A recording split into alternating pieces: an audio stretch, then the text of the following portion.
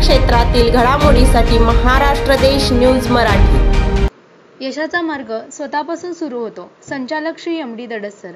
जीवनामध्ये आपल्याला यशस्वी व्हायचं असेल तर आपण प्रथमतः आपल्या स्वतःला आपण ओळखलं पाहिजे। स्वतःतील गुण ओळखून त्यावरती काम केल्यास यश नक्की मिळतं, असे प्रतिपादन कराड-पाटण तालुका प्राथमिक शिक्षक सहकारी सोसायटीचे संचालक व प्रसिद्ध व्याख्याते श्री एम.डी. दडस सर यांनी केलं। ते जिल्हा परिषद प्राथमिक शाळा भालवडी येथे इयत्ता 7वीच्या निरोप समारंभ प्रसंगी प्रमुख पाहुणे म्हणून बोलत होते। यावेळी उपसरपंच श्री नितीन शिंदे, शाळा व्यवस्थापन समिती अध्यक्ष श्री कृष्णदेव पवार व सदस्य श्री काटे तसेच शाळेचे मुख्याध्यापक श्री धनाजी पोळ व सर्व शिक्षक आणि विद्यार्थी उपस्थित होते। यावेळी विद्यार्थी व वर्ग शिक्षिका संगीता रुपनवर दडस, श्री मानसिंग सावंत सर, उपसरपंच नितीन शिंदे, श्री सोपान पोळ सर आदी मान्यवर यांनी आपली मनोगते व्यक्त केली। तर श्री एम.डी. दडस सर यांचे मार्गदर्शनपर व्याख्यान झाले। यावेळी विद्यार्थ्यांना शाळेच्या वतीने गोड जेवणही देण्यात आले। हा ओलावा माणुसकीचा, निरोप नव्हे हा ओलावा माणुसकीचा, विसरू नकसे मी क्षण हा सौख्याचा, विसरू कसे मी हा क्षण हा सौख्याचा। असून ज्यांनी आम्हाला वाढवले, शिकवले, आई वडील जसे आपल्याला हाताला धरून चालवतात तसे आपले शिक्षक आपल्या हाताला धरून शिकवतात। आपण जर मराठी शाळा ही खूप वेगळी शाळा आहे, कारण की या शाळेमध्ये आपल्याला मराठी शाळेचे शिक्षकांचे प्रेम आपल्याला खूप वेगळे मिळते। या शाळेत मला फार प्रोत्साहन दिले।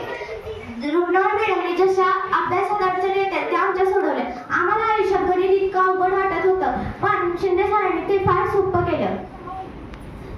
इयत्ता 5वी पर्यंत आम्हाला शिकवणाऱ्या सावंत मॅडम आई वडील जसे आपल्या बोटाला धरून चालायला शिकवतात तसे आम्हाला त्यांनी हाताला धरून लिहायला शिकवले।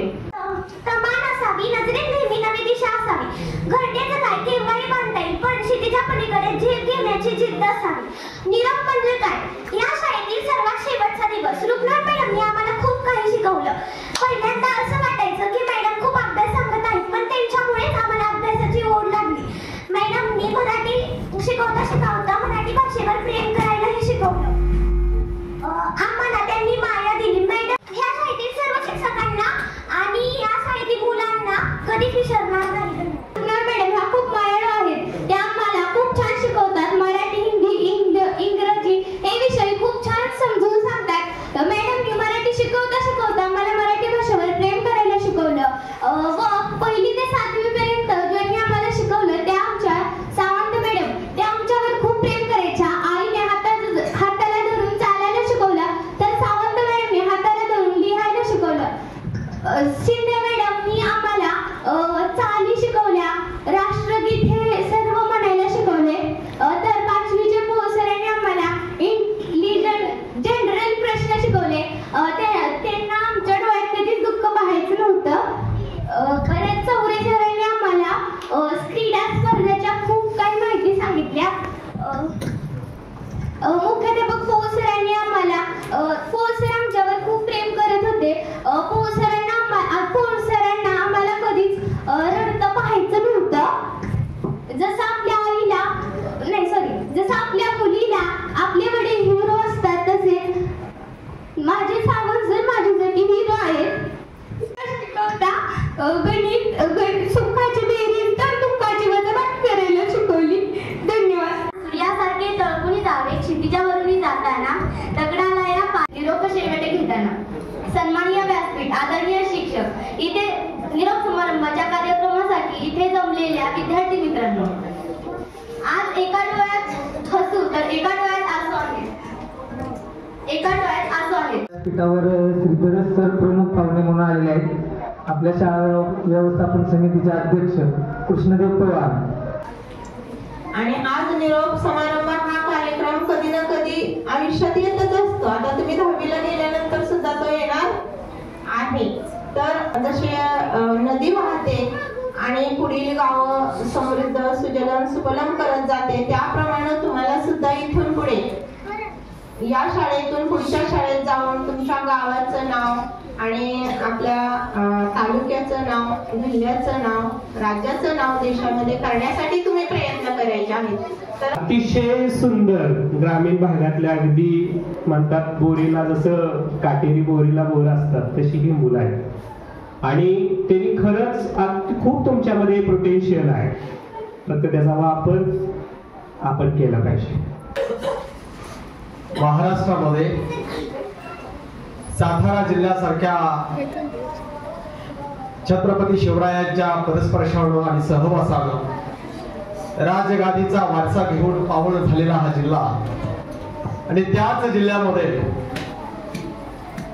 जिथं गणवंतांची खाण म्हटलं जातं तो तालुका मानदेश अर्थात मान तालुका आणि त्याच मान तालुक्यातलं एक छोटस परंतु एक वेगळा वारसा घेऊन पुढे जाणारं गाव जे गाव भालवडी. या भालवडी गावचे आता 7वीच्या विद्यार्थ्यांच्या निरोप समारंभाच्या प्रसंगी आज या ठिकाणी व्यासपीठावरती उपस्थित असणारे मित्रांनो, आकाशात झेप घेण्याची वेळ आली. आता मात्र मित्रांनो आकाशात झेप घेण्याची वेळ आली. दूर गेलेल्या आठवणींना उजाळा देण्याची वेळ आली. पाहिलेल्या स्वप्नांना साकार करण्याची वेळ आली. पाहिलेल्या स्वप्नांना साकार करण्याची वेळ आली. ज्या शाळेनं या पंखांना बळ दिलं, ज्या शाळेनं या पंखांना बळ दिलं ते वापरण्याची वेळ आली. मानवतेच्या युगात भरारी घेण्याची वेळ झाली. आता मात्र मित्रांनो आकाशात झेप घेण्याची वेळ झाली. आकाशात झेप घेण्याची वेळ झाली. वर्ग सोडताना ही भालवडीची जिल्हा परिषदेची शाळा सोडताना मन दाटून आलंय. इयत्ता पहिलीमध्ये शाळेत येताना आपल्या आईचं आपल्या वडिलांचं बोट धरून घेऊन आलेलं हे लेकरू बघता बघता 7 वर्ष या शाळेमध्ये शिकलं. लहानाचं मोठं झालं. याच अंगणामध्ये याच मातीमध्ये खेळलं, बागडलं, स्पर्धा खेळलं, जिंकलं, कधी हारलं, पण आपल्या शिक्षकाच्या पाठिंब्यावरती कधीच नाही थांबलं.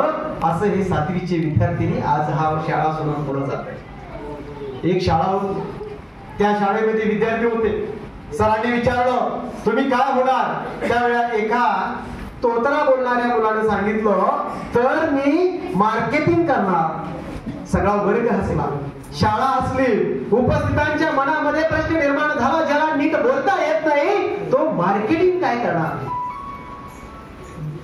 मग सरांनी ठरवलं जरी त्याला बोलायला तोतरा बोलत असला तरी प्रत्येकाला संधी द्यायची आणि ती संधी देण्यासाठी सरांनी एक स्पर्धा आयोजित केली. भगवद्गीतेची 100 पुस्तकं प्रत्येक विद्यार्थ्याला दिली आणि आठवड्याभरामध्ये प्रत्येकाने ही 100 पुस्तकं विकायची ठरलं. गेली मुलं आपापल्या भागात गेली. पुस्तक विकायला सुरुवात झाली. आठवडा संपला. सगळे पुन्हा हॉलमध्ये जमले आणि जमलेल्या हॉलमध्ये पुन्हा विचारलं. त्यावेळेस पहिला विद्यार्थी सांगितला सर माझी 10 पुस्तकं विकले. कुणी सांगितलं माझे 20 विकले. कुणी सांगितलं सर माझे 15 विकले. शेवटची वेळ होती सांगण्याची त्या चोचरा बोलणाऱ्या मुलाची. सगळे त्याच्याकडे आकांक्षाने बघत होते की याने किती विकले. आणि त्याच वेळेला शेवटच्या वेळेला तो उभा राहून सांगितला तर माझी 100 पुस्तकं विकली.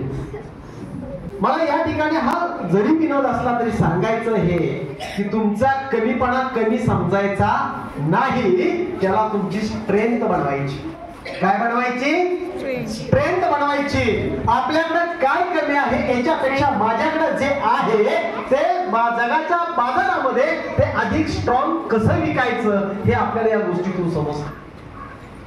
डॉक्टर लहाने म्हणून तुम्ही कधी ऐकलं का लेकरांनो? तात्याराव लहाने, विठ्ठलराव लहाने, लहान ऐकलंय का कधी तुम्ही? ऐका. असं का करता? 10 लाखाची एक सर्जरी 10 ते 12 लाखाची 12 चौक 48 लाखाचं नुकसान तुम्ही काय करता? त्यावेळेस डॉक्टर लहाने सांगतात एकदा माझ्या आईनं मला शेजारच्या काकींची साडी आणायला लावली. मी गेलो, साडी मागितली, साडी घेतली, साडी घेऊन मी घरी आलो आणि माझ्या मनामध्ये प्रश्नाला पडलेला प्रश्न मी आईला विचारलं आई तू त्यांची साडी का आणायला लावलीस? त्यावेळेस आईनं सांगितलं बाळा आज आपल्या गावामध्ये पाहुण्यांचं जवळचं लग्न आहे आणि त्या लग्नाला जायला घालण्यासारखी साडी माझ्याकडे नाहीये म्हणून मी ही साडी आणायला. आणि तेव्हापासून माझ्या मनामध्ये समाजाविषयी एक आत्मीयता निर्माण झाली. एकमेका साहेब करो अवघे धरू सुखांत याची रुजवणूक माझ्या विचारामध्ये झाली. पुढे एकदा डॉक्टर झाल्यानंतर रस्त्याच्या कडेने जाताना त्यांना एक सुंदर मुलगी दिसली, पण त्या मुलीचे ओठ फाटलेले होते. त्यांनी तिच्या वडिलाला, त्याच्या भावाला विचारलं की हिचे ओठ असे फाटले, हिचा उपचार करा. तर त्यांनी सांगितलं आमच्याकडे एवढा उपचार करण्यात आमच्याकडे आमची आर्थिक स्थिती नाहीये. मुलांनो, तुम्ही आता 7वीत आहात, 8वीत जाणार आहात. प्रत्येकाचे आई वडील सांगतात, प्रत्येकाचे शिक्षक सांगतात तू पहिला ये. पहिला कधी येणार? सगळेजण पहिला येणार का? तू वर्गात पहिला ये, तू तालुक्यात पहिला ये, तू जिल्ह्यात पहिला ये. सरांनी मगाशी सांगितलं, काही मुलं बिटापर्यंत गेली, काही तालुक्यापर्यंत गेली, काही जिल्ह्यापर्यंत गेली. मग पहिलं कुणी आलं? पहिलं कधी आलेलं ठरवलं जाईल? ज्या दिवशी तुमचा आई, तुमची वडील तुमच्यासाठी टाळ्या वाजवतील, तो तुमचा पहिला नंबर आपल्याला लक्षात ठेवा. जगाच्या दृष्टीनं ज्या दिवशी आई वडिलांच्या दृष्टीनं तुम्ही पहिले ठराल, त्यावेळेला जगातला पहिला क्रमांक हा तुमचा असेल. आणि म्हणून मला मुलींना आवर्जून सांगायचं, लेकांनो, आई वडिलांची मान ताठ राहील असं कार्य आपल्याला पुढे जीवनात जगायचंय. हे आपलं पुढचं शिक्षणाचं पहिलं पाऊल आहे. आज निरोप घेत असलो, ज्या शाळेनं घडवलं त्या शाळेविषयी आत्मीयता नक्कीच ठेवायची. नंतर तुमच्या आईला एकदाची कडकडून मिठी मारा. तुम्हाला जाणवेल आईचा प्रवास, तुम्हाला जाणवेल आईची संपूर्ण एनर्जी, तुम्हाला जाणवेल तुमच्या आईचं आपलेपण. बघा, कधी केलंय का तुम्ही? गेल्यानंतर कधीतरी मुलांनी सुद्धा वडिलांना पाया पडा, वडिलांना कडकडून मिठी मारा. तुम्हाला जाणवेल आपल्या बापानं आपल्यासाठी काय केलंय, आपल्या आईनं आपल्यासाठी काय केलंय. लेकरं हो, उद्याच्या जगामध्ये मोबाईल तुमच्या जोडीला आहे. प्रचंड जगामध्ये वादळाचं आणि गडदतेचं जे आपल्याला चित्र दिसतंय, त्या चित्रामध्ये आपल्याला आपलं स्वतःचं अस्तित्व स्वच्छ, सरळ, निर्मळ आणि पवित्र ठेवायचंय. आणि तेवढंच ठेवून नाही तर माझ्या आई वडिलांची मान कायम ताठ राहील अशा पद्धतीने माझं मला करायचंय. इयत्ता 7वीचा निरोप समारंभ. या निरोप समारंभाला या ठिकाणी आपल्या शाळा व्यवस्थापन समितीचे अध्यक्ष कृष्णदेव पवार, उपसरपंच नितीन शिंदे, दिलीप काटे, त्याचबरोबर खरं तर विशेष आभार मानावे ते सरांचे. मी मुलांना प्रेरणा दिली. शाळेत येऊन मुलं सुद्धा नेहमी उत्सुक असतात, सर कधी येणार आहे असं कधी कधी विचारतात. त्याचबरोबर शाळेचे मुख्याध्यापक आमचे आदरणीय धनाजी पोळ, आमचे सहकारी सर्व, आणि त्याचबरोबर निरोप घेणारे सर्व 7वीचे आणि सर्व विद्यार्थी, या सर्वांचं या ठिकाणी शाळेच्या वतीनं आभार मानून हा कार्यक्रम संपला असं मी जाहीर करतो. मी साताऱ्याहून महाराष्ट्र देश न्यूज मराठीसाठी मृणाली नियम.